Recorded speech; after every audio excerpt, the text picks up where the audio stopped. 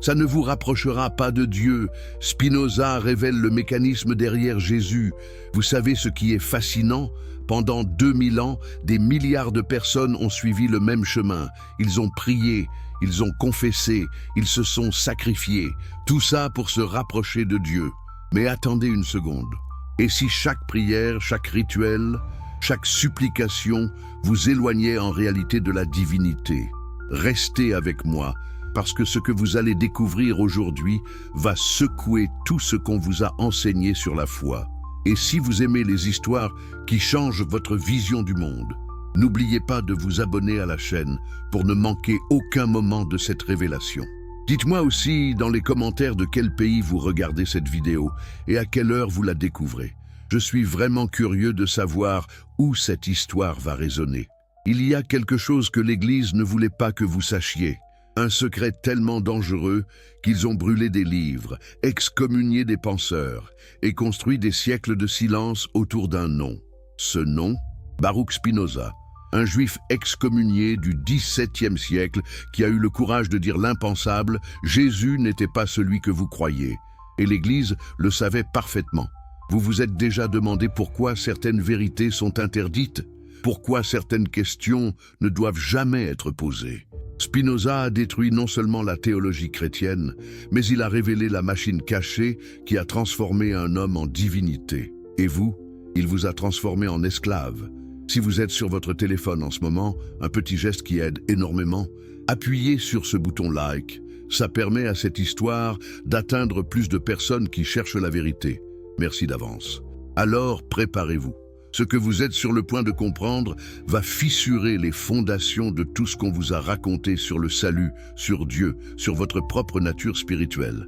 Amsterdam, 1656. La ville la plus tolérante d'Europe.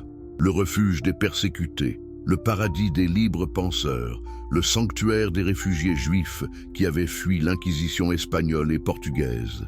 C'était ici, dans cette ville de canaux et de lumière, que les Juifs séfarades avaient reconstruit leur vie, leur synagogue, leur communauté. C'était ici qu'ils pensaient enfin être en sécurité. Mais ce jour-là, le 27 juillet 1666, quelque chose d'extraordinaire s'est produit. Quelque chose qui allait changer le cours de la philosophie occidentale pour toujours. Dans la synagogue portugaise d'Amsterdam, les dirigeants de la communauté juive ont prononcé le hérem le plus violent jamais documenté dans l'histoire du judaïsme. Le hérem, c'est l'excommunication, mais pas n'importe laquelle. C'était une malédiction totale, une annihilation sociale et spirituelle. La victime, un jeune homme de 23 ans, brillant, respecté, issu d'une famille de marchands prospères. Son nom était Baruch Spinoza, et sa faute, il avait commencé à poser des questions que personne n'osait formuler. Écoutez les mots exacts de cette excommunication. Ils résonnent encore aujourd'hui à travers les siècles. Maudit soit-il le jour, et maudit soit-il la nuit. Maudit soit-il quand il se couche, et maudit soit-il quand il se lève. Maudit soit-il quand il sort, et maudit soit-il quand il rentre. Que l'Éternel ne lui pardonne jamais. Que la colère et la fureur de l'Éternel s'enflamment contre cet homme et fassent tomber sur lui toutes les malédictions qui sont écrites dans le livre de la loi. Vous imaginez? Quel crime peut justifier une telle violence verbale? Quel péché peut mériter qu'on appelle littéralement sur quelqu'un toutes les malédictions de l'univers? Le texte continue. Que son nom soit effacé de ce monde et de tous les mondes futurs. Que personne ne lui parle, ne l'aide, ne vive sous le même toit que lui, ne l'approche à moins de 4 coudées, ne lise aucun de ses écrits. C'était plus qu'une excommunication. C'était une tentative d'effacer un homme de l'existence même. Et vous savez quoi? Les rabbins n'ont jamais officiellement expliqué pourquoi.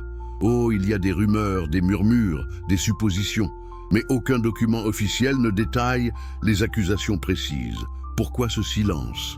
Qu'est-ce que Spinoza avait découvert qui était tellement dangereux que même l'accuser publiquement était trop risqué? Imaginez la scène.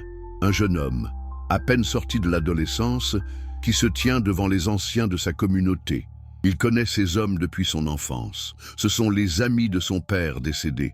Ce sont ceux qui ont veillé sur lui après la mort de sa mère. Ce sont les piliers de la seule communauté qu'il ait jamais connue. Et maintenant, ils lisent cette malédiction contre lui. Ils l'effacent, ils le tuent socialement. Qu'est-ce qui avait conduit à ce moment? Qu'avait-il dit exactement? Les historiens ont reconstitué les pièces du puzzle. Spinoza avait commencé à exprimer des doutes sur l'âme immortelle, des doutes sur Dieu comme être personnel, des doutes sur Moïse comme auteur du Pentateuque, des doutes sur les anges, les miracles, la providence divine. Mais le vrai problème n'était pas les doutes eux-mêmes. Des gens doutent tout le temps. Le problème était que Spinoza utilisait la raison, il appliquait la logique, il refusait d'accepter des contradictions au nom de la foi. Et surtout, il commençait à partager ses réflexions avec d'autres jeunes de la communauté. Vous comprenez ce qui se passait? La communauté juive d'Amsterdam vivait dans un équilibre précaire. Ils étaient tolérés par les autorités calvinistes néerlandaises, mais cette tolérance avait des limites. Si les Juifs commençaient à répandre des idées hérétiques, des idées qui remettaient en question non seulement le judaïsme, mais toute religion révélée, alors les chrétiens pourraient se retourner contre eux. La communauté entière pourrait être expulsée. Encore une fois, alors les rabbins ont fait un calcul, sacrifier un jeune homme brillant pour protéger des milliers. Le bannir pour préserver la communauté. Était-ce de la lâcheté, de la sagesse, de la survie? Peut-être tout ça à la fois. Mais voici ce qu'ils n'ont pas prévu. En bannissant Spinoza, en le forçant à vivre seul, isolé de toute communauté religieuse, ils l'ont libéré. Ils ont créé les conditions parfaites pour qu'il développe sa philosophie sans contrainte, sans peur, sans compromis. Ils ont pensé le tuer spirituellement. Ils ont en fait créé un des plus grands penseurs de l'histoire humaine. Après son excommunication, Spinoza a quitté Amsterdam. Il s'est installé dans de petits villages autour de La Haye. Il a changé son prénom de Baruch en Benedictus, la traduction latine du même mot, béni. Un geste symbolique. Une manière de dire qu'il restait béni malgré la malédiction? Personne ne sait vraiment. Il a appris un métier, polisseur de lentilles optiques. C'était un travail précis, délicat, qui demandait une patience infinie. Exactement comme la philosophie qu'il allait développer. Il polissait des lentilles le jour pour gagner sa vie. Il polissait des concepts la nuit pour comprendre la réalité. Et c'est là, dans ces petites chambres louées, travaillant seul avec ses livres et ses pensées, que Spinoza a commencé à construire un système philosophique qui allait terrifier l'Europe entière. Parce qu'il a fait quelque chose d'inimaginable pour son époque. Il a appliqué les méthodes de la géométrie à Dieu. Il a traité la métaphysique comme une science exacte.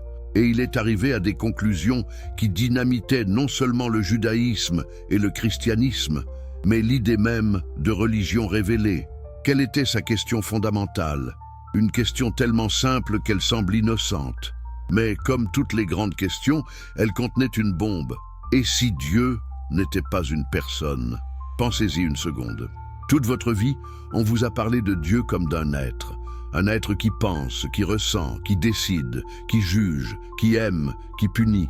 Un être avec une volonté, des désirs, des plans. Un être à qui on peut parler, qu'on peut prier, qu'on peut supplier. Un être qui écoute et qui répond. Spinoza a regardé cette conception et a dit « c'est de l'anthropomorphisme naïf ». Vous avez créé Dieu à votre image. Vous avez projeté vos caractéristiques humaines sur l'infini. C'est comme si une fourmi essayait de comprendre un humain en supposant que l'humain est juste une fourmi plus grande. Pour Spinoza, Dieu n'est pas un être parmi d'autres êtres. Dieu est l'être lui-même. Dieu est la substance unique, infinie, éternelle, dont tout le reste n'est que des modes, des expressions, des manifestations. Dieu est la nature. Non pas la nature comme ensemble de choses créées, mais la nature comme puissance créatrice elle-même, comme force génératrice de tout ce qui existe. Il a inventé une formule qui allait le rendre célèbre et détesté. Deus sive natura, Dieu, c'est-à-dire la nature.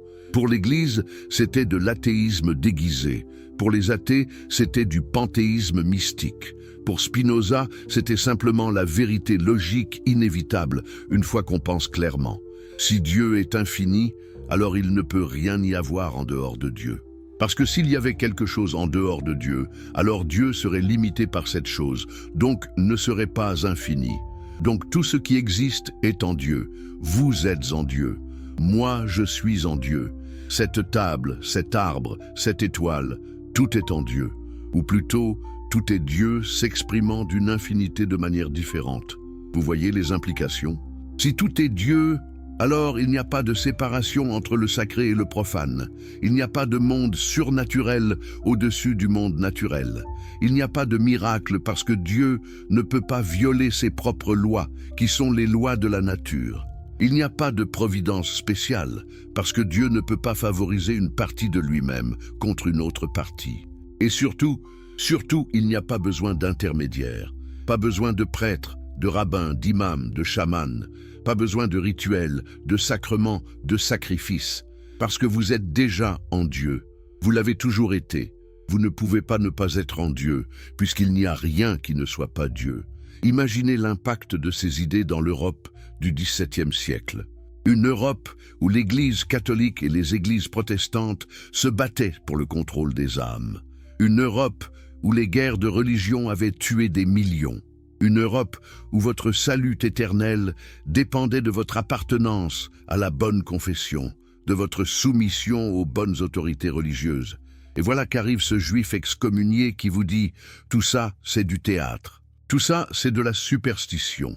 Dieu n'est pas là-haut en train de compter vos péchés. Dieu est ici, maintenant, dans chaque atome de votre être. Vous ne devez pas gagner l'amour de Dieu.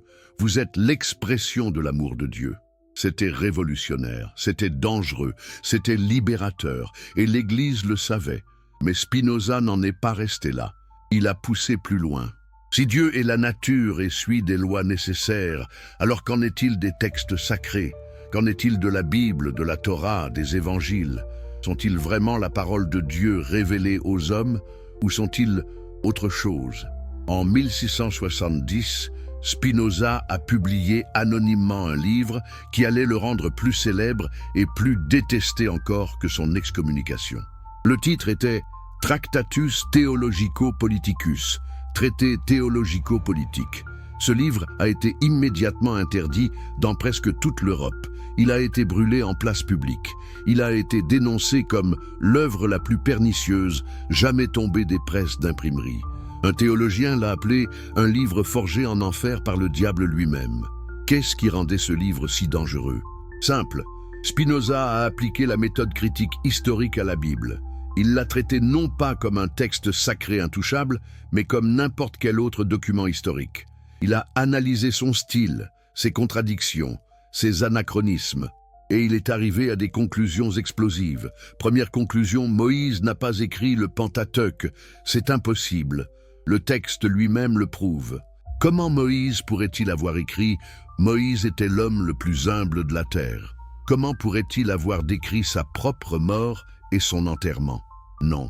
Le Pentateuque a été compilé bien plus tard par différents auteurs avec différents agendas.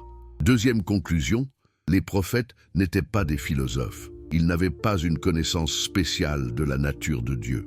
Ils avaient une imagination vive et une grande capacité à inspirer les foules. Mais leur vision, le produit de leur imagination, pas des révélations divines objectives. Troisième conclusion, les miracles n'existent pas. Pourquoi? Parce que Dieu agit toujours selon des lois nécessaires. Les lois de la nature sont les lois de Dieu. Dieu ne peut pas les violer sans se contredire lui-même.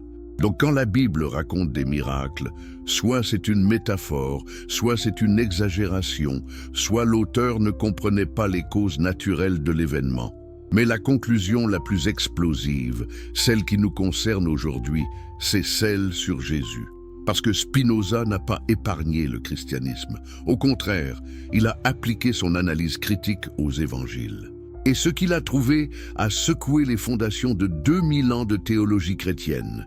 Qui était vraiment Jésus selon Spinoza? Pas le Fils de Dieu, pas Dieu incarné, pas le deuxième élément de la Trinité. Non, Jésus était un homme extraordinaire, certes, un des plus grands prophètes moraux de l'histoire, absolument, mais un homme quand même. Spinoza reconnaissait le génie de Jésus. Il admirait sa capacité à communiquer des vérités éthiques profondes dans un langage simple que les masses pouvaient comprendre. Il respectait sa compassion, son courage face aux autorités religieuses corrompues, son message d'amour universel. Mais il refusait catégoriquement de le déifier. Pourquoi ?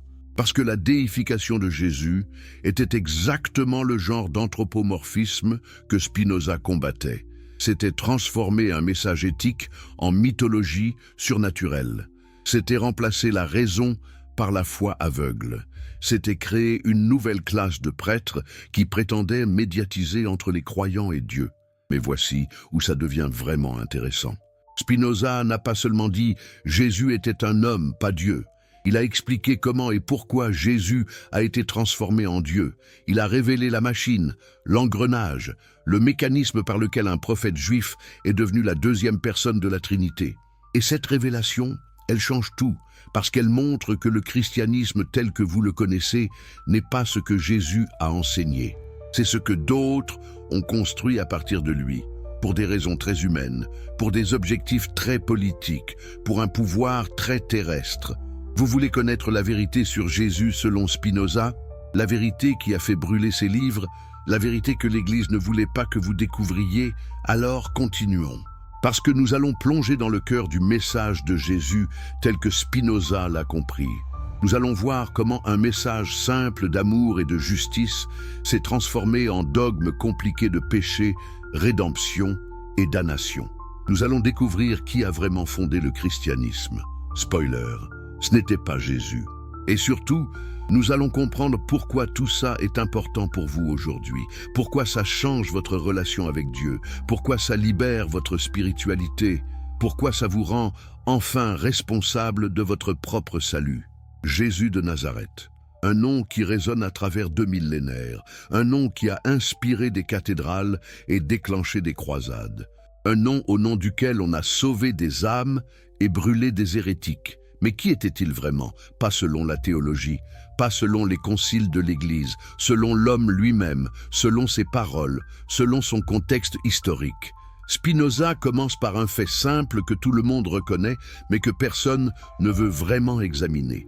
Jésus était juif, pas théoriquement juif, pas symboliquement juif, complètement, totalement, profondément juif. Il est né dans une famille juive. Il a été circoncis le 8e jour selon la loi juive. Il a étudié la Torah. Il a prié dans des synagogues. Il a célébré la Pâque. Il a cité les prophètes hébreux. Il s'est présenté comme l'accomplissement des prophéties juives. Alors pourquoi est-ce important?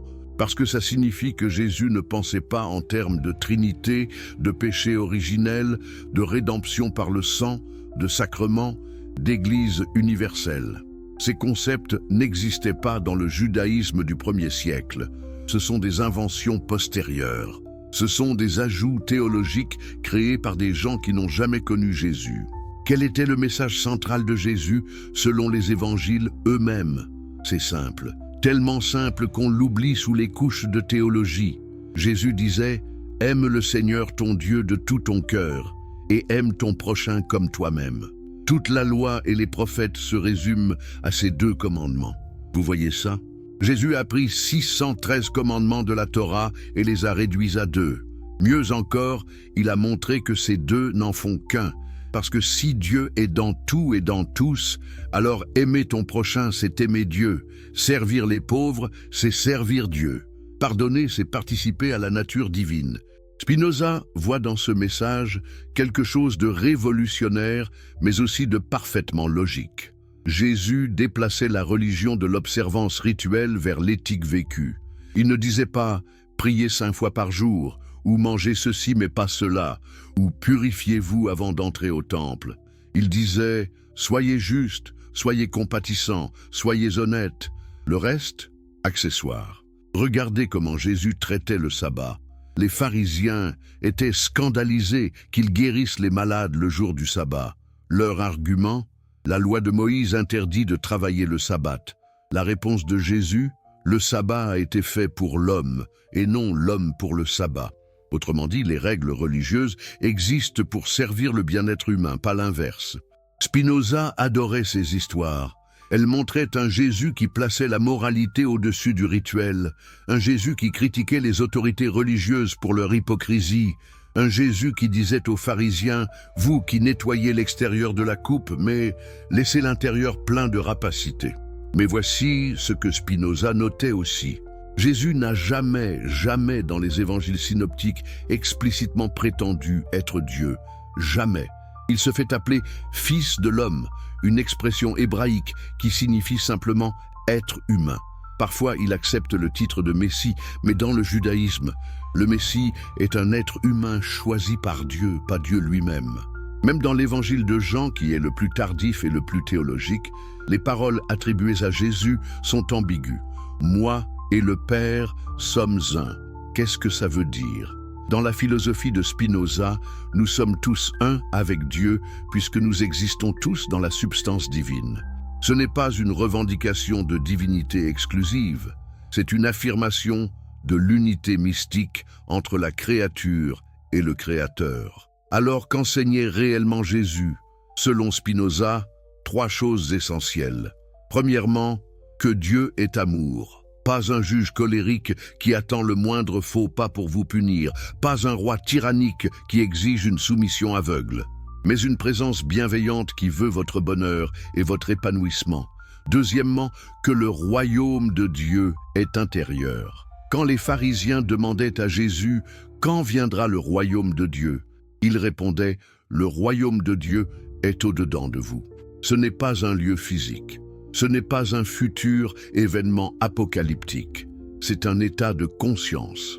C'est vivre en harmonie avec les lois divines, c'est-à-dire les lois de la nature et de la raison.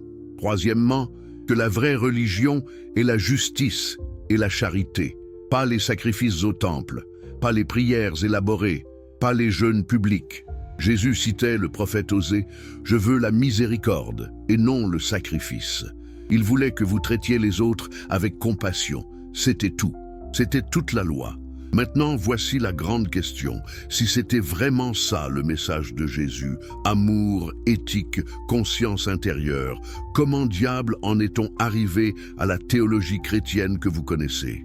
Comment est-on passé de « aime ton prochain » à « tu es né dans le péché, tu mérites l'enfer » mais Jésus est mort pour te sauver si tu acceptes les bonnes doctrines et les bons sacrements. Voilà où Spinoza devient vraiment dangereux, parce qu'il nomme le responsable. Il révèle qui a vraiment fondé le christianisme tel que vous le connaissez, et ce n'est pas Jésus, c'est Paul. Paul de Tarse, Saul devenu Paul, l'apôtre des gentils, l'homme qui n'a jamais rencontré Jésus de son vivant, l'homme qui a eu une vision sur le chemin de Damas, l'homme qui a écrit la majorité du Nouveau Testament. Paul était un génie du marketing religieux, de l'organisation institutionnelle, de l'adaptation culturelle. Il a pris le message d'un prophète juif destiné aux Juifs et l'a transformé en religion universelle capable de conquérir l'Empire romain. Et pour faire ça, il a dû changer beaucoup de choses. Première transformation, faire de Jésus un être divin. Pourquoi ? Parce que les religions à mystère du monde gréco-romain avaient toutes des dieux qui mouraient et ressuscitaient. Osiris, Dionysos, Mithra. Si le christianisme voulait rivaliser avec ces cultes, il avait besoin de son propre Dieu mourant et ressuscitant. Deuxième transformation, créer la théologie du péché originel et de la rédemption. Les Juifs n'avaient pas ce concept. Pour le judaïsme, les humains naissent avec 2 inclinations, une bonne et une mauvaise, et ils ont le libre arbitre de choisir. Pas de damnation éternelle automatique. Mais Paul, influencé par sa compréhension grecque, a créé ce système où tous les humains sont condamnés par le péché d'Adam et ne peuvent être sauvés que par la mort sacrificielle du Christ. Pourquoi cette transformation? Parce qu'elle créait un besoin absolu. Si vous n'êtes pas condamné, vous n'avez pas besoin de sauveur. Si vous pouvez atteindre Dieu par vos propres efforts moraux, vous n'avez pas besoin de médiateur.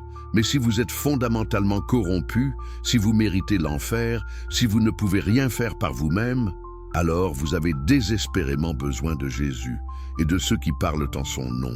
Troisième transformation, établir une hiérarchie ecclésiale. Jésus était plutôt anti-hiérarchique. Il disait « Le plus grand parmi vous sera votre serviteur, et n'appelez personne votre père sur terre ». Mais Paul a commencé à organiser des églises avec des évêques, des anciens, des diacres. Il a créé des règles sur qui peut enseigner, qui peut baptiser, qui a l'autorité. Et voici le génie diabolique de tout ça. En divinisant Jésus, Paul a rendu impossible de le suivre vraiment. Jésus comme homme éthique, vous pouvez l'imiter, vous pouvez essayer de vivre comme lui. Mais Jésus comme Dieu incarné, c'est impossible. Vous êtes automatiquement inférieur. Vous avez automatiquement besoin d'aide externe. Spinoza voyait tout ça avec une clarté impitoyable. Il écrivait « Ceux qui cherchent à établir leur autorité sur les autres inventent d'abord de tels mystères que personne ne peut comprendre par la raison seule. Ensuite, ils affirment que ces mystères doivent être acceptés par la foi. Et finalement, ils se présentent comme les seuls interprètes autorisés de ces mystères incompréhensibles. C'est le parfait mécanisme de contrôle. Créez un problème, vous êtes pécheur et condamné. Proposez une solution inaccessible, acceptez Jésus comme Dieu et Sauveur, puis placez-vous comme le médiateur nécessaire. Vous devez passer par l'Église et ses sacrements. Résultat, contrôle total sur les consciences et pouvoir immense sur les masses. Est-ce que Paul faisait ça consciemment et cyniquement? Probablement pas. Spinoza ne l'accusait pas de mensonge délibéré. Paul croyait sincèrement à ses visions, à sa mission, à sa théologie. Mais ses croyances sincères servaient quand même des fonctions très pratiques de pouvoir et de contrôle. Et après Paul, ça n'a fait qu'empirer. Les conciles ecclésiastiques des 4e et 5e siècles ont codifié des doctrines que Jésus n'aurait jamais reconnues. La Trinité, formulée à Nicée en 325. La nature du Christ, débattue pendant des siècles avec des gens excommuniés et tués pour avoir la mauvaise opinion sur la relation entre la nature humaine et divine du Christ. Puis sont venus les sacrements. Cette porte que vous devez franchir pour le salut, baptême pour laver le péché originel, confirmation pour recevoir l'Esprit Saint, Eucharistie pour recevoir le corps du Christ, confession pour obtenir le pardon, mariage sanctifié par l'Église, ordination pour créer de nouveaux prêtres, extrême-onction pour partir en paix. Chacun de ces sacrements renforçait votre dépendance à l'institution. Vous ne pouviez pas les administrer vous-même. Vous aviez besoin d'un prêtre ordonné. Et ce prêtre ne recevait son pouvoir que par une chaîne ininterrompue remontant théoriquement aux apôtres. Succession apostolique. Magnifique mécanisme de contrôle. Spinoza regardait tout ça et posait la question qui tue. Où est l'enseignement simple de Jésus dans tout ce cirque? Où est « aime ton prochain » dans les débats métaphysiques sur homoousios versus homoiousios? Où est la compassion pour les pauvres dans les palais dorés du Vatican? Où est l'humilité dans les titres pompeux de sa sainteté et votre éminence? La réponse de Spinoza était brutale. L'enseignement de Jésus a été enterré sous des couches de théologie, de rituels, de politique et de pouvoir. L'Église ne suit pas Jésus. L'Église utilise Jésus pour maintenir son autorité sur vous. Mais voici ce qui est vraiment fascinant dans l'analyse de Spinoza. Il ne se contentait pas de critiquer, il expliquait pourquoi ça s'était produit. Il montrait les mécanismes psychologiques et sociologiques qui rendaient ce développement presque inévitable. Les humains ont peur, peur de la mort, peur de l'inconnu, peur du chaos. Cette peur les rend vulnérables à ceux qui prétendent avoir des réponses définitives. Ne t'inquiète pas de la mort, il y a le paradis. Ne t'inquiète pas du sens de la vie, nous avons le plan divin. Ne t'inquiète pas de tes choix moraux, nous avons les commandements. Sécurité psychologique en échange de soumission intellectuelle. Les humains projettent, ils imaginent Dieu à leur image. Un Dieu qui pense comme eux, qui a des émotions comme eux, qui récompense ce qu'ils valorisent et punit ce qu'ils détestent. Cette projection fait que chaque religion reflète la culture qui l'a créée. Le Dieu guerrier des tribus du désert, le Dieu paternel des sociétés patriarcales, le Dieu juge des systèmes légalistes. Les humains ont besoin de sens, surtout face à la souffrance. Pourquoi mon enfant est mort ? Pourquoi cette catastrophe? Pourquoi moi? Les explications religieuses offrent du réconfort. C'est la volonté de Dieu. C'est un test. Il y a un plan plus grand. C'est faux, mais c'est rassurant. Et les gens choisissent souvent le réconfort sur la vérité. Spinoza comprenait tout ça, mais il refusait de participer à ce qu'il voyait comme une infantilisation collective. Il disait « Vous êtes des adultes, vous pouvez gérer la vérité, vous pouvez vivre sans illusions rassurantes, et en fait, vous serez plus libre et plus heureux une fois que vous le ferez. » Alors quelle est cette vérité selon Spinoza? Quelle est l'alternative à 2000 ans de théologie chrétienne? Comment devez-vous comprendre Dieu, vous-même, et votre place dans l'univers? C'est là que nous entrons dans le cœur de la philosophie spinozienne. C'est là que nous comprenons pourquoi ces livres ont été brûlés. C'est là que nous découvrons ce qui vous rapprochera vraiment de Dieu, ou plutôt, ce qui vous fera réaliser que vous n'avez jamais été séparés. Vous aimez les histoires qui vous font remettre en question tout ce que vous croyez savoir sur Dieu. Alors ne manquez aucun épisode de cette révélation. Abonnez-vous à la chaîne dès maintenant pour ne rien perdre de ce voyage philosophique qui va transformer votre vision du monde. Et dans les commentaires, dites-moi de quel pays vous regardez cette vidéo et à quelle heure exactement vous la découvrez. J'adore savoir où ces vérités résonnent à travers le globe. Si vous êtes sur mobile en ce moment, un petit like ferait une énorme différence pour que cette histoire atteigne plus de chercheurs de vérité comme vous. Merci infiniment. Où en étions-nous? Ah oui, au cœur même de la révélation spinozienne. Cette équation qui a fait trembler les trônes ecclésiastiques et les palais pontificaux. Deus sive natura, Dieu ou nature. Mais qu'est-ce que cela signifie vraiment? Pas juste une formule savante pour impressionner les professeurs. Non, c'est une bombe métaphysique qui explose 2000 ans de théologie. C'est la clé qui ouvre la prison spirituelle dans laquelle l'humanité s'est enfermée. Imaginez un instant, vous avez passé votre vie à chercher Dieu, à genoux dans les églises, les mosquées, les synagogues, à psalmodier des prières apprises par cœur, à jeûner, à confesser, à faire pénitence, tout ça pour franchir un gouffre imaginaire qui vous sépare de la divinité. Et Spinoza arrive et vous dit « Arrêtez, le gouffre n'existe pas, Dieu n'est pas là-haut, Dieu est ici, Dieu est tout. Vous êtes dans Dieu comme un poisson est dans l'eau. Vous ne pouvez pas vous en éloigner parce qu'il n'y a nulle part ailleurs où aller. Mais creusons plus profond. Qu'est-ce que Spinoza entend exactement par substance? Parce que c'est là que ça devient fascinant. Pour lui, la substance n'est pas une matière comme la table en bois ou l'air que vous respirez. La substance est ce qui existe par soi-même, ce qui n'a besoin de rien d'autre pour exister, ce qui est cause de soi, l'infini, l'éternel, l'absolu. Combien de substances y a-t-il dans l'univers selon Spinoza? Une seule, une, pas deux, Dieu et le monde, pas trois, Père, Fils, Esprit Saint. Une seule substance infinie avec des attributs infinis. Mais nous, humains limités, nous ne percevons que deux attributs, la pensée et l'étendue. Tout ce qui existe, vous, moi, les étoiles, les pensées, les émotions, ne sont que des modes, des expressions, des modifications de cette unique substance. Vous voyez l'implication? Il n'y a pas de dualisme, pas de corps mauvais et d'âme bonne, pas de matière profane et d'esprit sacré. Tout est expression de la même réalité divine. Votre corps est divin. Vos émotions sont divines. Vos erreurs même sont divines dans le sens où elles font partie de la nécessité infinie et les lois de la nature. Ce ne sont pas des règles que Dieu impose du dehors, comme un architecte impose un plan à sa maison. Non. Les lois de la nature sont l'essence même de Dieu. Elles sont nécessaires parce que Dieu est nécessaire. Dieu ne peut pas agir autrement sans se contredire. C'est pourquoi il n'y a pas de miracle. Un miracle serait Dieu violant ses propres lois, ce qui est logiquement impossible. Pensez à cela une seconde.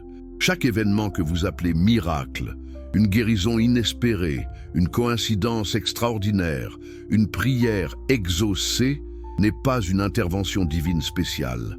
C'est simplement la nature, Dieu, agissant selon ses lois, que vous ne comprenez pas encore pleinement. Quand vous priez pour de la pluie et qu'elle tombe, ce n'est pas Dieu qui change d'avis. C'est la nature qui suit son cours, et votre prière qui vous aide à vous aligner avec ce cours. Mais alors, qu'en est-il de la prière elle-même? Vous vous êtes déjà demandé pourquoi vos prières restent souvent sans réponse? Spinoza a la réponse impitoyable, parce que prier pour influencer Dieu, c'est comme essayer de convaincre l'océan de changer ses marées. L'océan est Dieu. Ces marées sont nécessaires. Votre seule prière valide est de demander la compréhension pour accepter et aimer la nécessité. C'est là que Spinoza révolutionne la spiritualité. La vraie prière n'est pas demander des faveurs, c'est chercher la connaissance, comprendre les causes, voir la nécessité derrière l'apparente contingence. Et quand vous atteignez cette compréhension, quelque chose d'extraordinaire se produit. L'amour intellectuel de Dieu. Qu'est-ce que c'est? Pas l'amour émotionnel, sentimental, qui fluctue avec vos humeurs. Pas l'amour mystique, extatique des saints qui se torne dans des transes. Non, l'amour intellectuel de Dieu est la joie pure, sereine, qui naît de la compréhension de l'ordre éternel de l'univers. C'est réaliser que chaque événement, même douloureux, fait partie d'un tout parfait, nécessaire, divin. Vous avez déjà ressenti ce moment où tout s'aligne, quand vous comprenez soudain pourquoi les choses devaient se passer ainsi. Quand la tristesse se transforme en acceptation paisible, c'est ça, c'est le début de la béatitude spinozienne. La béatitude n'est pas un état futur au paradis, c'est ici et maintenant, dans la mesure où votre esprit comprend la réalité divine. Et la mort? Ah, la grande peur, celle que toutes les religions exploitent. Spinoza est radical. Celui qui comprend vraiment Dieu ne pense plus à la mort. Pourquoi? Parce que la partie la plus essentielle de vous, votre intellect sous l'aspect de l'éternité, est immortelle. Pas au sens d'une âme personnelle qui survit avec ses souvenirs, mais au sens où vos idées vraies participent éternellement à l'intellect infini de Dieu. Votre corps meurt, vos émotions finissent, vos souvenirs s'effacent, mais les vérités que vous avez comprises, que 2 + 2 = 4, que l'amour est préférable à la haine, que la nature suit des lois nécessaires, ces vérités sont éternelles parce qu'elles sont dans l'essence de Dieu. Vous vivez éternellement dans la mesure où vous comprenez éternellement. N'est-ce pas libérateur? Plus besoin de paradis avec des harpes, d'enfer avec des flammes, de purgatoire avec des purifications. Juste la réalité éternelle, ici et maintenant, accessible par la raison. Mais attendez, si tout ça est si logique, si libérateur, pourquoi l'Église a-t-elle réagi avec une telle violence? Pourquoi les livres de Spinoza ont-ils été brûlés? Pourquoi a-t-il été maudit par juifs et chrétiens? Pourquoi ces idées ont-elles été censurées pendant 3 siècles? Parce que Spinoza ne détruisait pas seulement des doctrines, il détruisait des empires, il détruisait des économies spirituelles construites sur la peur et la dépendance. Revenons à l'histoire. Amsterdam, 1670. Le Tractatus Theologico-Politicus sort des presses en secret. L'auteur est anonyme, mais tout le monde sait qui c'est. La réaction est immédiate. Les autorités ecclésiastiques hollandaises, pourtant protestantes et tolérantes, publient des édits d'interdiction. Le livre est déclaré blasphématoire, athée, diabolique. On l'appelle le livre le plus dangereux jamais imprimé. À Leyde, on le brûle publiquement. À Utrecht, on promet des récompenses à qui trouvera l'imprimeur. Pourquoi cette panique? Examinons les chapitres un par un, comme Spinoza l'a fait avec la Bible. Premier coup, la critique biblique. En prouvant que Moïse n'a pas écrit la Torah, Spinoza relativise l'autorité des Écritures. Si le fondement du judaïsme vacille, tout le bâtiment tremble. Si la Bible est un document humain sujet à l'erreur, à l'exagération, aux agendas politiques, alors elle n'est plus la parole infaillible de Dieu. Deuxième coup, les miracles impossibles. Spinoza démontre logiquement qu'ils contredisent la perfection divine. Un Dieu parfait ne peut agir de manière contingente ou arbitraire. Donc les histoires de mer ouverte, de buissons ardents, de résurrection ne peuvent être littérales. Ce sont soit des métaphores, soit des phénomènes naturels mal compris, soit des inventions pieuses. Troisième coup, le plus mortel, Jésus n'est pas Dieu. Spinoza accepte Jésus comme prophète moral suprême, mais refuse toute déification. Pour lui, l'idée d'incarnation est absurde. Comment l'infini pourrait-il devenir fini? Comment Dieu pourrait-il devenir homme sans perdre l'infinité? C'est une contradiction logique. Mais le vrai danger n'est pas la critique des doctrines, c'est la critique de l'institution. Spinoza attaque le cœur du pouvoir ecclésiastique, le monopole de l'interprétation. Les prêtres prétendent être les seuls à comprendre les mystères divins. Spinoza dit non. Chacun, par sa raison, peut comprendre Dieu directement. La Bible doit être interprétée historiquement, contextuellement, rationnellement, pas mystiquement, pas dogmatiquement, pas par des élus. Et la politique, Spinoza va plus loin. Il défend la liberté d'expression absolue.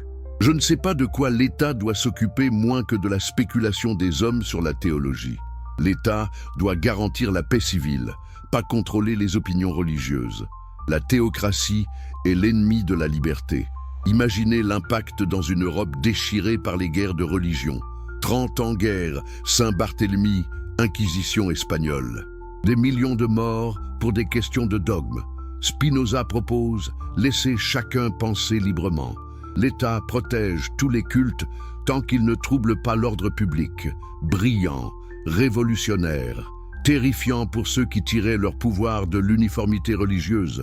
Les réactions historiques sont édifiantes. Leibniz, le grand philosophe allemand, lit Spinoza en secret mais refuse de le citer publiquement. Pierre Bayle, père de l'encyclopédie, le défend discrètement. Mais les théologiens furient. Le révérend Leclerc écrit « Spinoza est l'homme le plus impie qui ait jamais vécu ». Cocagne, un jésuite, publie un pamphlet « Spinoza est le destructeur de toutes les religions ».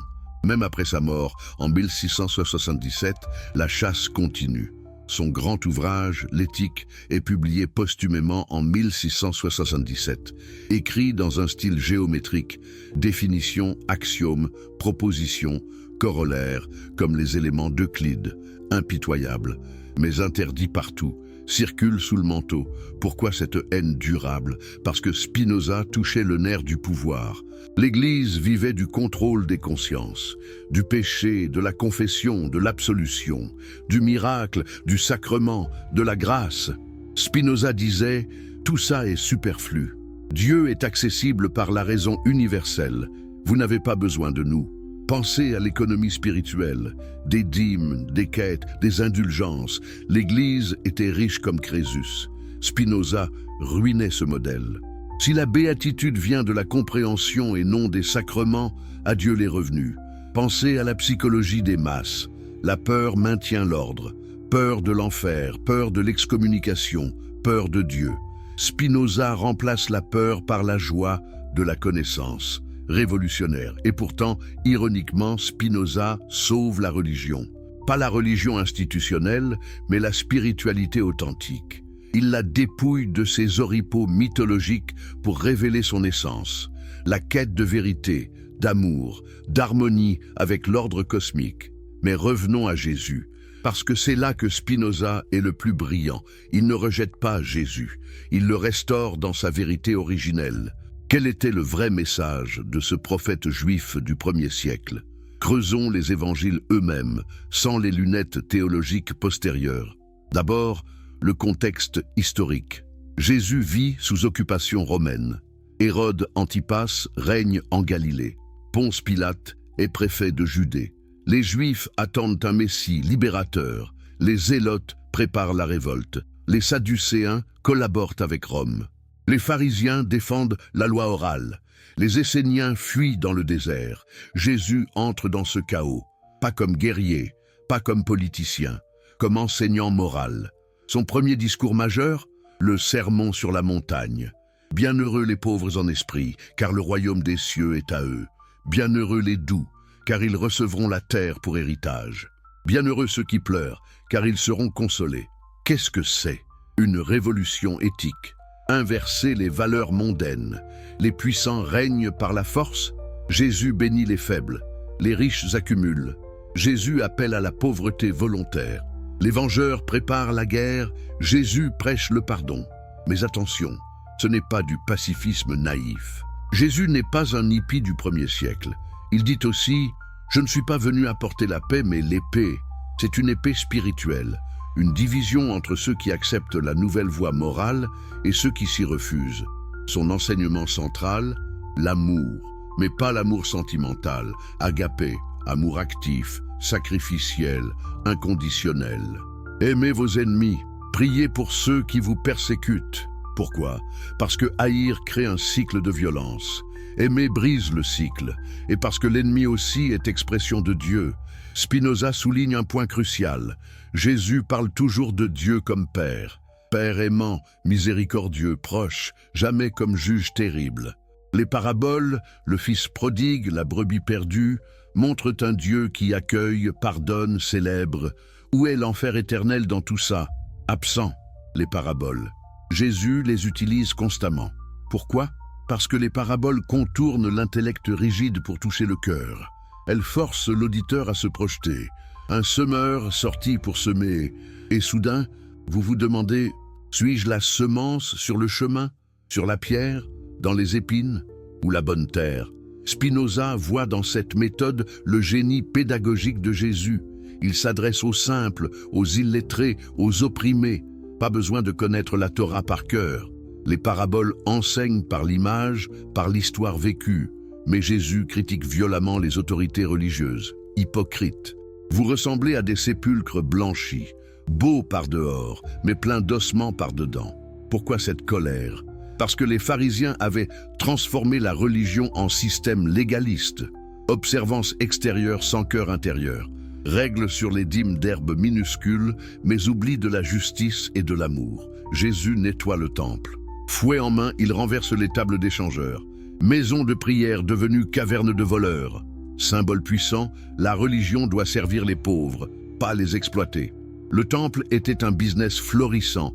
Pèlerins devaient changer leur monnaie païenne contre monnaie pure, acheter des animaux sans défaut pour les sacrifices. Jésus dénonce la marchandisation de la foi. Et les Samaritains? Jésus, juif, fait de la femme samaritaine son interlocutrice principale. Il guérit des lépreux que personne ne touche. Il dîne avec des publicains et des prostituées. Radicale inclusivité. Pour lui, l'amour divin transcende les barrières ethniques, sociales, rituelles. Maintenant, la question brûlante, Jésus se considérait-il comme Messie? Les évangiles montrent des confessions ambiguës. Pierre dit « Tu es le Christ ». Jésus ne le nie pas mais impose silence. Devant le Sanhédrin, il répond évasivement. Devant Pilate, il dit « Mon royaume n'est pas de ce monde ». Spinoza interprète. Jésus acceptait peut-être le titre messianique dans le sens juif, oint de Dieu pour enseigner, non conquérir, pas au sens divin chrétien postérieur. Et la crucifixion. Pas un sacrifice planifié pour racheter les péchés, une exécution politique. Jésus critiquait le temple, attirait les foules, parlait de royaume alternatif. Pour les autorités juives collaborant avec Rome, il était dangereux. Pour Pilate, un fauteur de troubles potentiels. Point final. Les disciples, traumatisés, réinterprètent l'événement. Résurrection. Vision mystique, ou tombe vide mal expliquée, ou invention pieuse. Paul, visionnaire, transforme cela en dogme central. Voilà le Jésus historique selon Spinoza, prophète éthique juif, critique des institutions religieuses corrompues, enseignant de l'amour divin intérieur, pas Dieu, pas sauveur sacrificiel, un homme qui a montré le chemin moral. Pourquoi cela importe-t-il aujourd'hui? Parce que cela libère Jésus des chaînes doctrinales. Vous pouvez l'admirer sans avaler la théologie paulinienne. Vous pouvez vivre son éthique sans les sacrements ecclésiastiques. Son message redevient accessible, universel, puissant. Imaginez un christianisme spinoziste. Pas de trinité compliquée, pas de messe obligatoire, pas de confessionnal. Juste, aimez, pardonnez, comprenez, vivez en harmonie avec la nature divine. Ne serait-ce pas magnifique? Mais l'histoire montre que les institutions préfèrent le contrôle à la liberté. Elles préfèrent la peur à la joie. Elles préfèrent le pouvoir à la vérité. Et vous, choisirez-vous la religion de la peur ou la spiritualité de la compréhension? Le Jésus historique ou le Christ mythologique? La dépendance institutionnelle ou la liberté rationnelle? La réponse déterminera comment vous vivrez le reste de votre existence et comment vous mourrez dans la peur ou dans la béatitude éternelle. Mais attendez, car l'histoire ne s'arrête pas là, loin de là. Nous sommes au cœur de cette révolution spinozienne et pourtant, il reste tant à explorer. Si vous aimez ces récits qui ébranlent les certitudes millénaires, Abonnez-vous à la chaîne pour ne rater aucune étape de cette déconstruction magistrale. Et dans les commentaires, précisez-moi de quel pays vous suivez cette révélation et à quel moment précis de la journée vous la recevez. Vos réponses me passionnent toujours. Si vous êtes sur votre téléphone, un simple like propulsez cette vérité vers d'autres âmes en quête. Ça compte énormément, merci. Où en étions-nous exactement? Au seuil d'une transformation totale de la spiritualité humaine. Spinoza n'a pas seulement démonté le christianisme institutionnel. Il a reconstruit une vision du divin si radicale, si cohérente, qu'elle rendait superflu 2000 ans de rituels et de dogmes. Mais comment cette vision s'est-elle cristallisée dans l'esprit d'un homme excommunié, polisseur de lentilles, dans une chambre froide de La Haye? Plongeons dans les méandres historiques de cette genèse philosophique. Revenons à 1661. Spinoza, âgé de 29 ans, vit désormais à Rindsburg, un village paisible près de Leyde. Il a rompu avec sa communauté juive, mais pas avec l'intellect. Il fréquente le cercle des frères Koerbag, des libres penseurs adeptes de Descartes. C'est là, dans ces échanges clandestins, qu'il forge ses premières définitions. La substance, les attributs, les modes. Des concepts qui paraissent arides, mais qui sont en réalité des explosifs métaphysiques. Imaginez ces soirées. Une chandelle vacille sur une table encombrée de manuscrits latins. Dehors, le vent hollandais fouette les fenêtres. À l'intérieur, des voix passionnées dissèquent l'univers. Et si Dieu n'était pas cause efficiente du monde, mais cause immanente, lance Spinoza. Silence. Les visages blêmissent, parce que cette idée anéantit le dualisme cartésien, Dieu créateur séparé de sa création, et ouvre la voie à l'unicité absolue. 1663 marque un tournant. Spinoza rédige le Korte Verhandeling, un court traité anonyme qui circule sous le manteau. C'est son manifeste secret. Déjà, il pose l'équation fatidique. Dieu est la cause immanente, unique et universelle de toute chose. Pas de création ex nihilo, pas de commencement temporel. L'univers est l'éternelle nécessité divine se déployant à travers l'infini.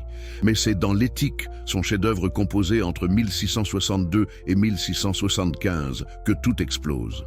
Écrit dans un style géométrique impitoyable, définitions, axiomes, propositions, preuves, corollaires, scolies, comme si Dieu lui-même se soumettait à la logique euclidienne. La partie U de Dieu est un tremblement de terre. Proposition 11. Dieu, ou une substance constituée par une nature absolument infinie, existe nécessairement. Proposition 14. Dieu est la cause unique et immanente de toute chose. Qu'est-ce que cela implique concrètement? Prenez votre vie quotidienne. Vous vous levez, vous mangez, vous aimez, vous souffrez, vous riez. Chaque instant est une modulation de la substance divine. Votre colère n'est pas un péché séparé de Dieu. C'est Dieu s'exprimant sous l'attribut de la pensée via votre affect triste. Votre joie n'est pas un mérite personnel. C'est Dieu se manifestant sous l'attribut de l'étendue via votre corps florissant. Et le libre arbitre? Une illusion totale. Vous pensez choisir librement? Faux. Chaque décision est déterminée par une chaîne infinie de causes, remontant à l'éternité divine. Les hommes se trompent en pensant être libres, écrit Spinoza. Cette illusion naît de notre ignorance des causes. Plus vous comprenez les causes, physiques, psychologiques, historiques, plus vous êtes libre. La liberté véritable est compréhension, non arbitraire. Pensez aux implications morales. Si tout est nécessaire, pouvez-vous blâmer le criminel? Non, dit Spinoza. Il agit selon sa nature déterminée. Mais la société doit se protéger. La punition n'est pas vengeance divine, mais conséquence naturelle. Éduquer, prévenir, guérir, voilà la vraie justice. Et la politique? Spinoza applique la même logique dans le Tractatus Politicus, inachevé à sa mort. L'État n'impose pas la vertu par la force religieuse. Il garantit la sécurité pour que chacun poursuive sa béatitude rationnelle. Démocratie idéale. Maximiser la liberté d'expression, minimiser l'oppression des consciences. Spinoza meurt à 44 ans d'une phtisie pulmonaire, probablement causée par les vapeurs toxiques de son atelier de lentilles. Ses amis publient l'Éthique en secret, Avec ses lettres et le Tractatus Theologico-Politicus, l'Europe explose. À Utrecht, on brûle les livres. À La Haye, on accuse l'auteur de sacrilège. Pierre Bayle, dans son Dictionnaire historique et critique, 1697, consacre un article entier à Spinoza, le plus grand des athées ou le plus grand des saints. Mais l'Église tremble pour des raisons bien plus profondes que l'athéisme supposé. Examinons l'histoire des réactions avec précision. Dès 1678, le synode de Dordrecht condamne l'éthique comme source de tous les maux. Les calvinistes hollandais, pourtant champions de la tolérance, y voient une menace à leur théocratie naissante. Les luthériens allemands publient des réfutations massives. Les catholiques espagnols, informés par leur réseau Maran, fulminent dans l'ombre. Pourquoi cette unanimité anti-spinoziste? Parce que Spinoza attaquait le fondement économique du clergé. Prenez les indulgences, ces remises de peine purgatoires vendues au Moyen-Âge, ou les dîmes perpétuelles, ou les quêtes dominicales. Tout repose sur l'idée d'un Dieu personnel qui tient des comptes. Spinoza abolit les comptes divins. Pas de purgatoire, pas de trésor céleste, pas de dette spirituelle. Pensez à l'Inquisition espagnole, encore active au XVIIe siècle. Elle traque les maranes, descendants de juifs convertis forcés. Spinoza, dont la famille a fui le Portugal, incarne le danger, un juif qui critique le christianisme de l'intérieur, avec une logique irréfutable. Les jésuites publient Refutatio Spinozanae anonymement. Les dominicains le qualifient de renard juif. Mais le coup le plus dur vient des protestants libéraux. Hugo Grotius, père du droit international, avait prôné la tolérance. Balthazar Becker combat les sorcières. Pourtant, face à Spinoza, il recule. Pourquoi? Parce que sa critique biblique sape leur propre autorité scripturaire. Si Moïse n'a pas écrit la Torah, si les prophètes imaginaient, si Jésus n'est pas divin, alors quel fondement pour la réforme? En France, la révocation de l'édit de Nantes en 1685 sous Louis XIV s'accompagne d'une chasse aux spinozistes. Pierre Jurieu, huguenote réfugié à Rotterdam, dénonce le spinozisme comme poison calviniste. À l'inverse, les libertins érudits, Van den Enden, Mayer, défendent Spinoza en sous-main, voyant en lui l'héritier de Lucrèce et Épicure. Le XVIIIe siècle enterre Spinoza sous le silence. Les Lumières le citent peu. Voltaire le moque comme « cet athée juif ». Diderot et d'Alembert l'omettent de l'encyclopédie. Pourquoi? Peur du scandale. Les philosophes ont besoin du soutien des princes éclairés. Critiquer Spinoza ouvertement risquerait d'assimiler les Lumières à l'athéisme. Mais sous la surface, l'influence fermente. Lessing, en Allemagne, confesse à Jacobi en 1780 « Je suis spinoziste ». Herder développe le panthéisme. Goethe avoue « Spinoza m'a consolé de l'idée de Dieu ». Schiller écrit « Être spinoziste ou rien ». La révolution copernicienne joue un rôle clé. Après Newton, l'univers mécanique semble confirmer Spinoza. Loi nécessaire, pas d'intervention divine. Pierre Bayle avait déjà noté en 1684. Le spinozisme est le système le plus cohérent, donc le plus dangereux. C'est au XIXe siècle que l'explosion survient. Hegel proclame « ou Spinoza ou rien ». Schelling voit en lui le précurseur absolu. Schopenhauer admire sa logique. Et Nietzsche, ambivalent. Spinoza, ce juif prudent, a eu raison contre les théologiens. Mais l'Église contre-attaque. Léon XIII, en 1887, publie « Libertas ». Le spinozisme est l'ennemi mortel de la société chrétienne. Les manuels de théologie le rangent avec Marx et Darwin dans le panthéon des hérésies modernes. Et Jésus, l'Église le récupère comme contre-feu. Le modernisme théologique essaie de historiciser Jésus tout en sauvant la divinité. Alfred Loisy, excommunié en 1908, reprend l'approche spinozienne sans l'avouer, la quête du Jésus historique, lancée par Rei Marus en 1778, doit tout à Spinoza. Maintenant, creusons le vrai Jésus historique. Parce que Spinoza avait raison. Derrière les dogmes post-mortem, il y a un homme de chair et de sang, un juif galiléen du 1er siècle dont les paroles résonnent encore. Contexte. La Judée romaine, 27-30 APJC Auguste est mort. Tibère règne, Hérode le Grand est décédé, ses fils se disputent les tétrarchies. Les zélotes fomentent, Jean le Baptiste prêche l'Apocalypse dans le Jourdain. Les Esséniens méditent à Qumran. Les Sadducéens gèrent le temple comme une multinationale sacrificielle. Jésus émerge à 30 ans, pas lettré rabbinique, pas pharisien sophistiqué. Artisan de Nazareth, fils de charpentier, il suit Jean et baptisé commence à enseigner. Son premier acte public, les noces de Cana, miracle ou métaphore vinique de la joie messianique. Ces paraboles frappent par leur simplicité subversive. Le bon samaritain, un hérétique samaritain surpasse le prêtre et le lévite. Pourquoi? Parce que la miséricorde transcende les rites de pureté. Le Fils prodigue, Dieu accueille sans condition, sans sacrifice préalable. Le semeur, le royaume se répand malgré les échecs humains, mais Jésus est concret.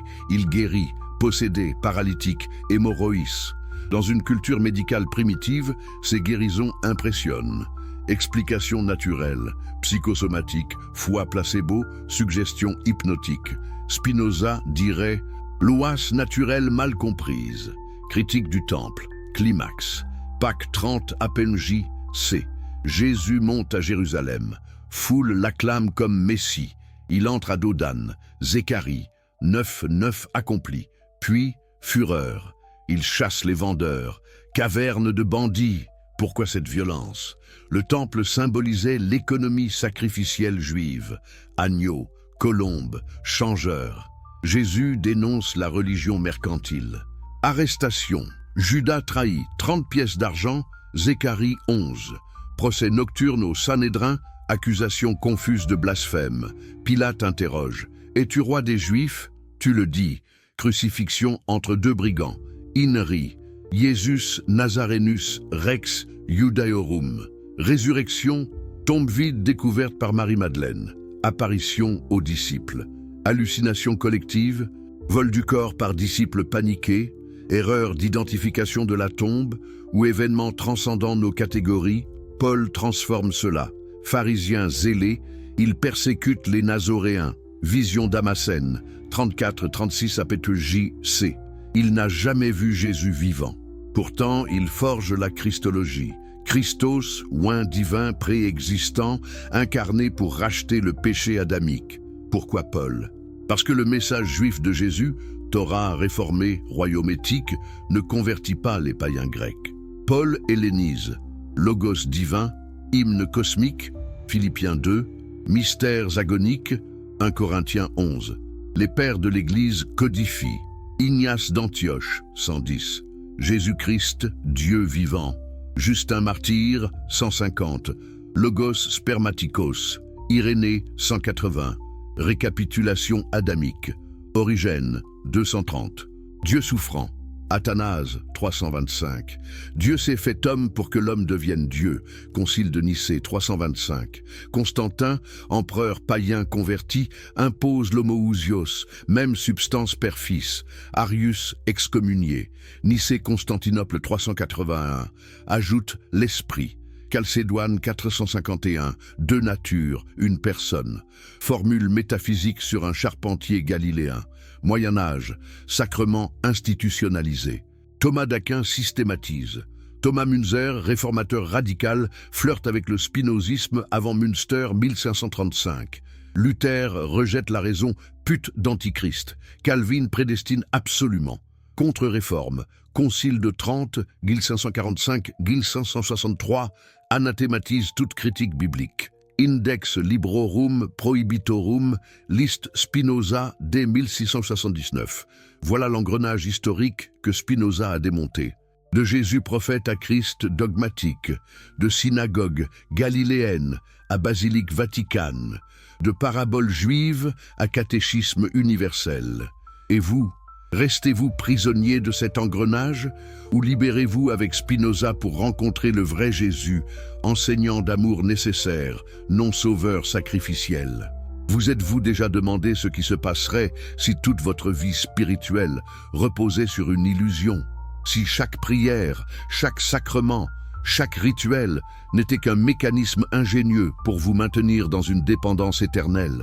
Si vous aimez les histoires qui déconstruisent les chaînes invisibles de la foi pour révéler une liberté absolue, abonnez-vous à la chaîne dès maintenant. Vous ne voulez pas manquer la fin de cette révélation qui va transformer votre existence. Et dans les commentaires, dites-moi de quel pays vous visionnez cela et à l'heure exacte où ces mots vous atteignent. J'adore voir cette quête de vérité se propager à travers le monde. Si vous tenez votre téléphone en ce moment, un like rapide aiderait énormément à porter cette histoire vers d'autres âmes curieuses comme la vôtre. Ça change tout, merci du fond du cœur. Mais reprenons notre voyage au cœur de la tempête spinozienne, là où la salvation n'est plus un cadeau divin, suspendu à un fil de foi aveugle, mais une conquête intérieure, rationnelle, accessible à quiconque ose penser. Car Spinoza ne se contente pas de détruire les idoles religieuses. Il reconstruit un chemin vers la béatitude si radicale qu'il rend caduques les empires théologiques entiers. Qu'est-ce que la vraie salvation selon lui? Pas un billet pour le paradis acheté à coups de confession et d'eucharistie. Non, la salvation est connaissance, compréhension des chaînes causales qui nous lient. Et quand cette compréhension s'épanouit, naît l'amour intellectuel de Dieu, le plus pur, le plus éternel des états. Imaginez cela dans le contexte historique précis où Spinoza l'a forgé. Nous sommes en 1665 à Voorburg, dans une petite maison modeste où le philosophe, usé par le polissage de lentilles, griffonne la 5e partie de l'éthique. L'Europe saigne encore des guerres de religion. La paix de Westphalie n'a que 20 ans. Et les massacres huguenots hantent les mémoires. Les calvinistes hollandais, victorieux mais paranoïaques, surveillent chaque libre penseur. Spinoza sait que ces mots sont une sentence de mort sociale. Pourtant, il écrit « La béatitude n'est pas la récompense de la vertu, mais la vertu elle-même. » Pas de troc céleste, pas de balance divine. La joie suprême est inhérente à la compréhension. Qu'est-ce que cet amour intellectuel de Dieu? Plongeons dans l'histoire de sa genèse. Dès ses années amstellodamoises, jeune Baruch lit Maïmonide en secret, le grand rationaliste juif du XIIe siècle qui tentait déjà d'harmoniser Torah et Aristote. Mais Maïmonide maintient un Dieu personnel, transcendant. Spinoza va plus loin. Dieu n'est pas au-dessus de la nature, il est la nature. L'amour de Dieu n'est donc pas une supplication humble, mais une reconnaissance joyeuse de l'ordre nécessaire du cosmos. Celui qui comprend clairement et distinctement perçoit Dieu, affirme-t-il dans l'Éthique. V. Proposition 24. Pensez aux implications pratiques ancrées dans le XVIIe siècle hollandais florissant de science. Huygens invente le télescope que Spinoza perfectionne. Leeuwenhoek découvre les microbes sous ses lentilles. L'univers se révèle mécanique, régi par des lois immuables. Spinoza y voit la main de Dieu. Non pas une main qui intervient, mais une nécessité éternelle. Votre souffrance? Pas une punition. Une conséquence de causes ignorées. Comprenez-les, et la tristesse mute en joie contemplative. La joie naît de l'idée d'un bien extérieur qui cause en nous la perfection de notre être, mais l'amour intellectuel est autarcique, indépendant des caprices du monde. Et la mort, la grande épée de Damoclès de toute religion. Les chrétiens promettent résurrection corporelle après jugement dernier. Les Juifs attendent un Messie qui ressuscitera les justes. Spinoza balaie cela d'un revers logique. L'esprit humain ne peut être absolument détruit avec le corps, mais une partie de lui reste qui est éternelle.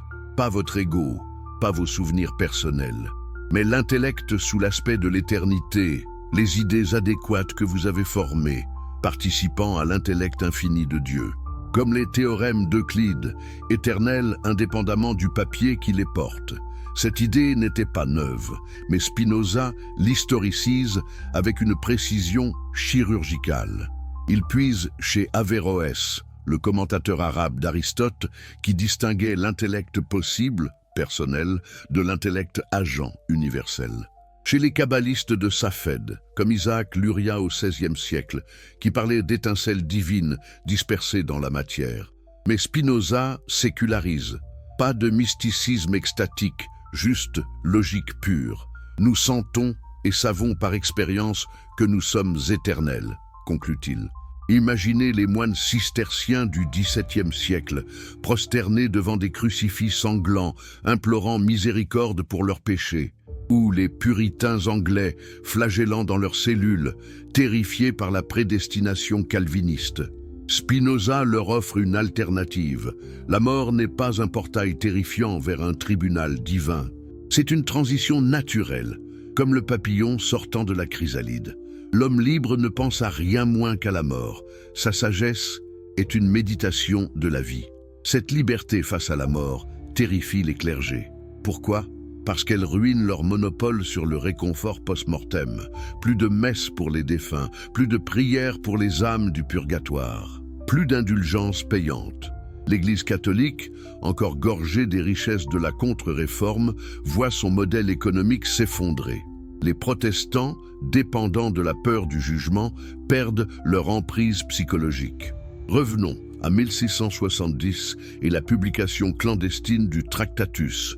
Les imprimeurs terrorisés utilisent des presses cachées à Amsterdam. Le livre circule en Hollande, en Allemagne, en Angleterre. Pierre Bayle le lit avidement, notant « Spinoza rend la religion impossible sans détruire la morale ». Faux, répondrait Spinoza.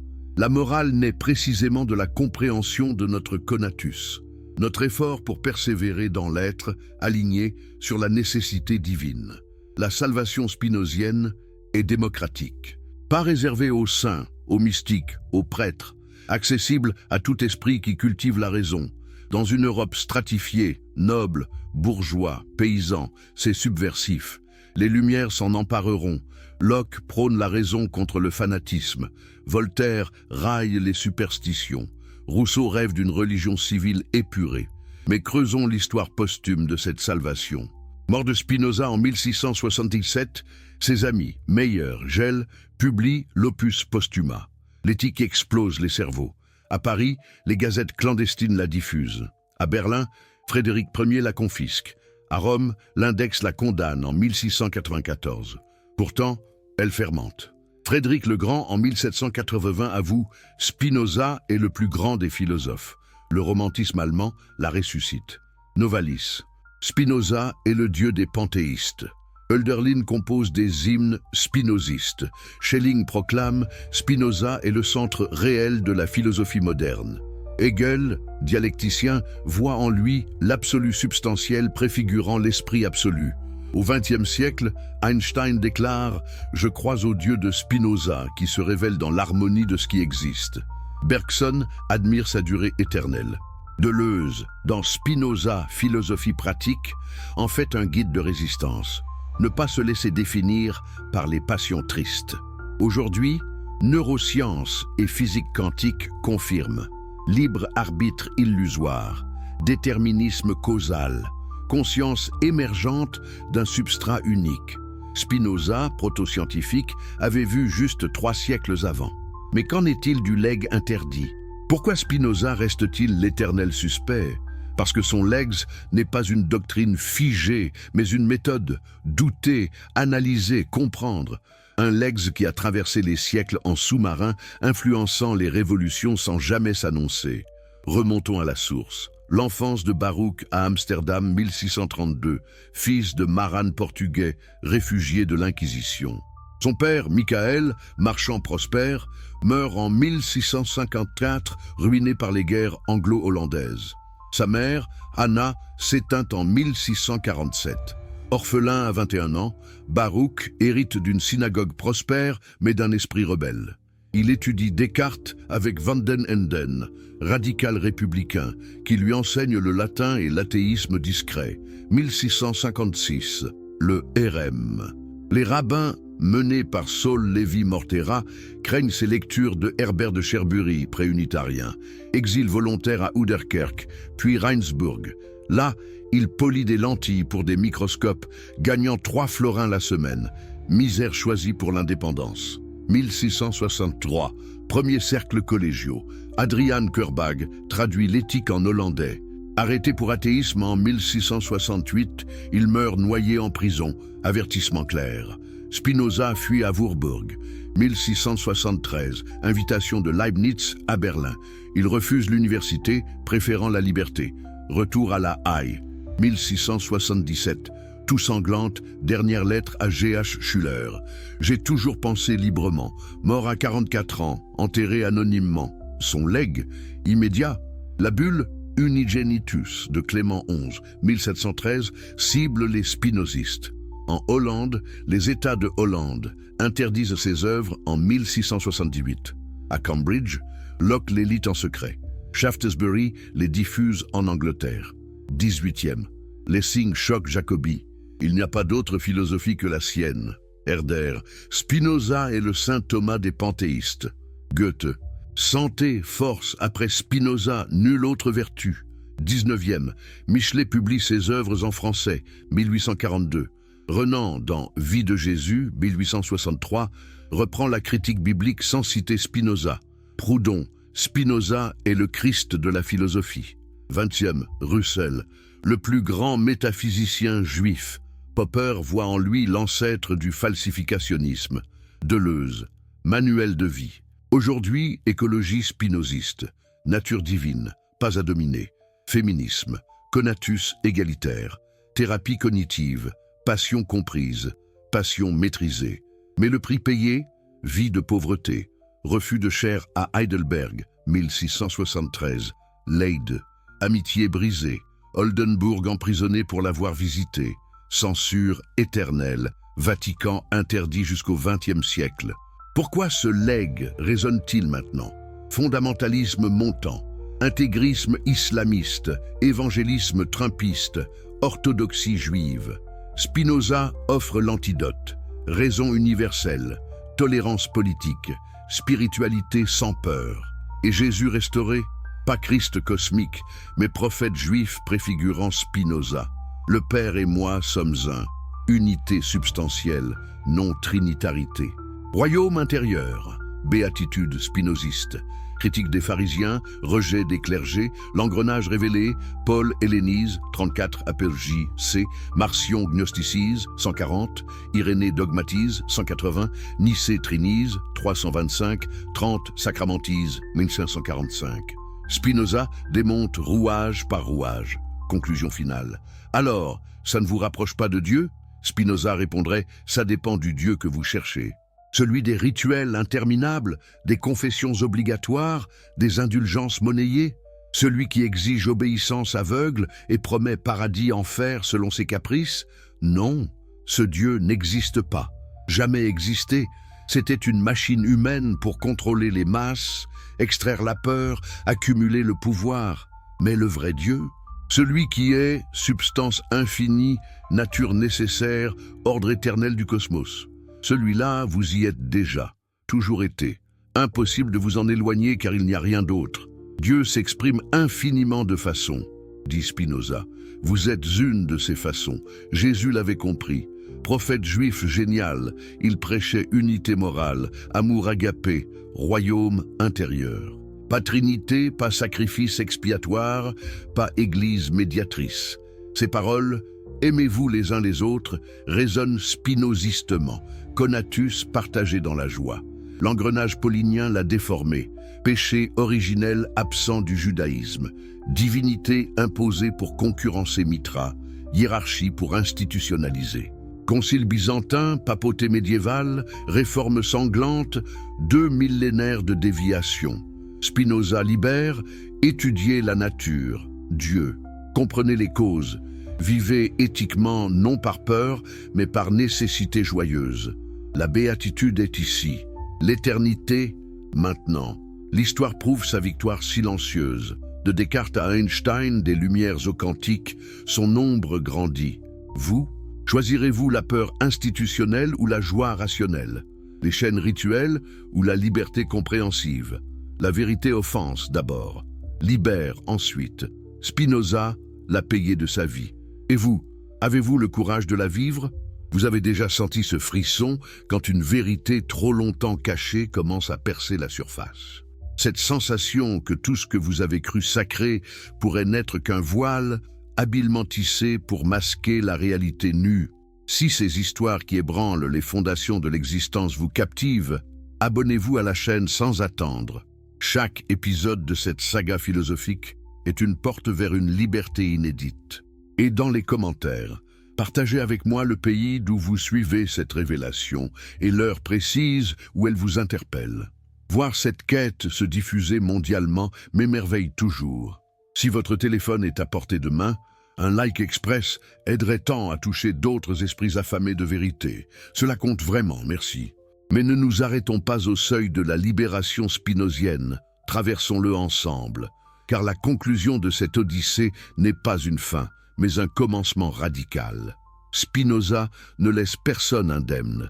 Il vous force à choisir entre l'illusion confortable d'un Dieu capricieux et la réalité implacable d'une divinité qui est tout, toujours, nécessairement.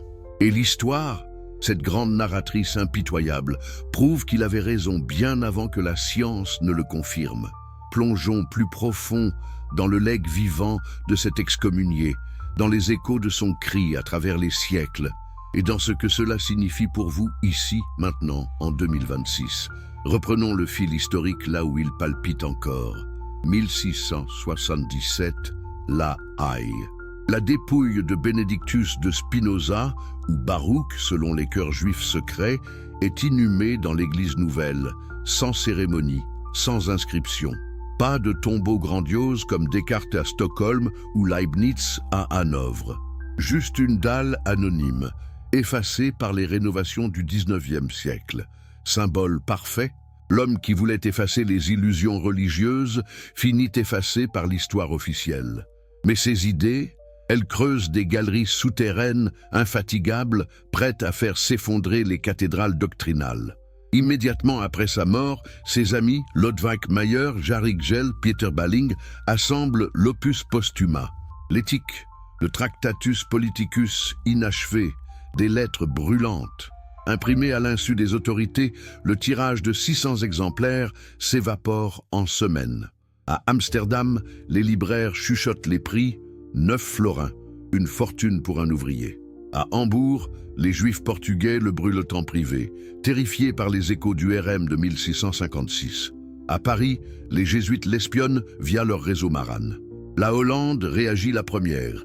Les États de Hollande, en mars 1678, publient un placard, ouvrage tendant à l'athéisme et au socinianisme, destructeur de la saine doctrine chrétienne. Confiscation massive. À Utrecht, le consistoire réformé tonne, Spinoza, ce juif portugais, est pire que Saucin, pire que Hobbes. Les universités, Leyde, Franeker, interdisent ces textes sous peine d'exclusion. Pourtant, dans les cercles collégiaux de Reinsbourg, on copie à la main. Adrian Kurbag, son disciple, paie le prix, arrêté en 1668 pour son Verlicht Nederlandsche Woordenboek. Il finit noyé dans la prison d'Amsterdam, suicide suspect ou meurtre théologique. L'Allemagne entre en ébullition. Leibniz, génie mathématicien, visite Spinoza en 1676 à La Haye. Fasciné par sa monadologie naissante, il lit l'éthique en secret, mais publie des réfutations publiques. Le spinozisme conduit au fatalisme immoral. Ironie, sa propre Théodicée, 1710, recycle l'idée d'harmonie préétablie spinozienne. Christian Wolff, rationaliste officiel, est banni de Prusse en 1723 pour spinozisme camouflé. Frédéric Ier confisque ses bibliothèques. Frédéric Guillaume Ier, puritain piétiste, fait brûler ses œuvres en 1723 à Halle. Mais le romantisme allemand ressuscite le Heilige Spinoza. En 1785, Friedrich Heinrich Jacobi révèle la confession de Lessing. Il n'y a pas d'autre philosophie que celle de Spinoza. Herder dans Gott, 1787, acclame « Spinoza est le voyant biblique du cosmos ». Goethe à Weimar médite « Après Spinoza, aucune vertu ne me manque, santé, force, sérénité ». Hölderlin compose Hyperion, imprégné de Panthéismus Spinozisticus. Novalis note dans ses fragments « Le monde est Spinoza entier ». Hegel, dialecticien absolu, proclame en 1817 dans l'Encyclopédie « Ou bien Spinoza est le point de départ, ou bien on n'est pas philosophe ». Schelling voit en lui l'absolu identique. Schopenhauer admire la logique géométrique mais critique le mysticisme oriental. Marx, dans sa thèse 1841, cite Spinoza comme précurseur matérialiste. En France, la réception est plus tardive, plus politique. Après la Révolution, qui doit tant au Tractatus Politicus sur la liberté d'expression, Michelet traduit l'éthique en 1842. Spinoza, juif errant de la pensée. Renan, dans Vie de Jésus, 1863, applique la critique biblique spinozienne sans le nommer. Jésus, incomparable type d'enfant divin. Proudhon salue le Christ de la philosophie. Émile Cesset, en 1841, publie le Panthéismus Spinozae. Scandale académique. Le Vatican contre-attaque. Grégoire XVI condamne le spinozisme en 1832 dans Mirarivos. Léon XIII, en Libertas Prestantissimum, 1888, le classe avec le modernisme, erreur mortelle niant le Dieu personnel.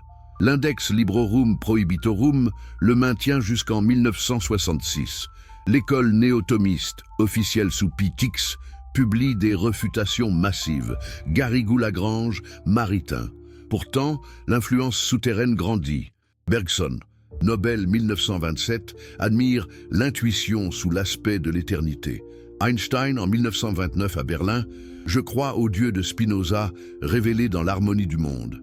Freud lit l'éthique pour sa psychologie des passions. Deleuze, en 1970 et 1981, publie Spinoza, philosophie pratique, et Lettre à Spinoza, tu nous as appris à ne pas haïr. L'Angleterre, pragmatique, intègre discrètement. Coleridge traduit en 1786. Shelley lit en exil.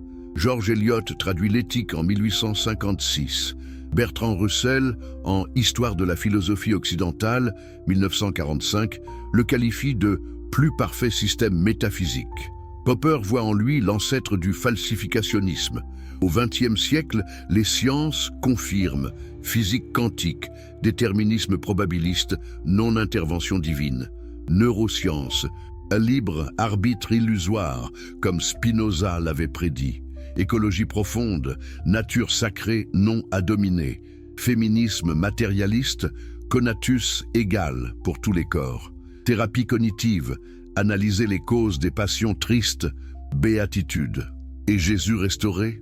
La quête historique lancée par Reimarus, 1778, et Strauss, 1835, aboutit au consensus de 1970. Jésus, prophète apocalyptique juif, non divin. John Dominic Crossan, sage cynique itinérant. L'approche spinozienne triomphe, critique textuelle, contexte sociopolitique, rejet des miracles surnaturels. Maintenant, 2026. Fondamentalisme ressurgent, évangélique, trumpiste aux USA, salafiste en Afrique, ultra-orthodoxe à Jérusalem. Pandémie Covid a ravivé les peurs millénaires. Spinoza offre l'antidote, raison universelle contre dogme, tolérance politique contre haine, joie compréhensive contre terreur eschatologique. Son prix historique, vie de misère. 3 florins, semaine au polissage. Refus de Heidelberg, 1673. Ne puis être libre si contraint d'enseigner. Amitié brisée. Oldenburg emprisonné à la Tour de Londres pour l'avoir visité. Famille déshéritée. Sœur Rebecca rachète ses biens aux enchères pour 25 florins. Portrait physique, mince, voûté par la phtisie, yeux perçants sous perruque. Dernier mot, paix. J'ai vécu librement. Dernière lettre, l'esprit est libre quand il comprend la nécessité. La machine révélée, rouage par rouage, Jésus, 30 APCJC. Juif galiléen, critique du temple, prêche agapée juive. Paul, 34 APCJC. Vision Damascène. Hellénise en Christos agonique. Marcion 140, gnosticise en demiurge mauvais. Irénée 181, canonise Nouveau Testament. Tertullien 200, Credoquia absurdum. Origène 230, Dieu souffrant. Concile d'Antioche 341, arianisme dominant Nicée 325, homoousios imposé par Constantin Païen. Éphèse 431, Marie Théotokos, Chalcédoine 451, deux natures. Constantinople 3 680, une personne. Moyen-Âge, Gratien 1140 systématise sacrement. Innocent III 215 impose confession annuelle. Concile de Trente, 1545-63, 16 anathèmes sur justification. Vatican I, 1870, infaillibilité papale. Spinoza démonte, chaque étape répond à besoins politiques. Constantin unifie empire, économique, indulgence, psychologique, peur et dujas, obéissance. Jésus enseigne royaume intérieur, Luc 17, 21. Paul cosmologise, Colossiens 1, Église institutionnalise. Votre choix, maintenant, ça ne vous rapproche pas de Dieu? Spinoza, faux. Ça vous éloigne du faux Dieu, tyran, juge, comptable. Ça vous révèle le vrai, substance infinie où vous êtes mode éternel. Vivez-le. Étudiez la nature, science. Comprenez les passions, psychologie. Agissez éthiquement, justice sociale. Joie naîtra, l'histoire gagne. De RM, 1656, à Nobel Einstein, 1921. De Bûcher, 1678, à Manuel Deleuze, 1981. Spinoza, vainqueur silencieux. Avez-vous le courage? Peur rituelle ou joie rationnelle? Chaîne ou éternité? La vérité libère. Elle offense d'abord. Vous l'avez choisi, Fade to Black.